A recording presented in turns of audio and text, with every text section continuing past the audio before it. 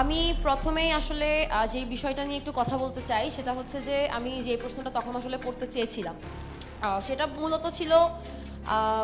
Doctor Tasnim জারাকে যে কোয়েশ্চেনগুলো করা হয়েছিল আদিবাসী ইস্যুতে এবং নারী কমিশন সহ অন্যান্য সংস্কারের বিষয়গুলোতে আমরা যেটা দেখলাম যে উনি আসলে যেই অ্যান্সারগুলো দিয়েছিলেন সবগুলোই হচ্ছে যে আমাদের ক্ল্যারিটি লাগবে, আমাদের এটা করতে হবে, মানে খুবই ভেইগ উত্তর আর কি। এনসিপির কোনো ক্লিয়ার স্ট্যান্স নাই। আমরা দেখি যে নারী কমিশনের ইস্যুতেও যখন যেই গোষ্ঠীটা নারী কমিশনের অন্তর্ভুক্ত সদস্যদেরকে স্ল্যাট শেম করে কিংবা কন্টিনিউয়াসলি শেম করে এবং খুবই বাজে বাজে মন্তব্য করে, সেই কমিউনিটির প্রোগ্রামে গিয়েই আমরা দেখি তাদেরকে এন্ডোর্স করে আসে এনসিপির লোকজন এবং সেই বিষয়ে এনসিপির কোনো আসলে ক্লিয়ার স্ট্যান্স নাই। সো এনসিপি আসলে যখন বলে যে তারা আসলে সকল মানুষকে নিয়ে এগিয়ে যেতে চায়, তারা আসলে জুলাইতে যাদের স্টেক ছিল সকলের স্টেক আসলে এনশিওর করতে চায়, সেই সকল বলতে তারা আসলে কি বোঝায়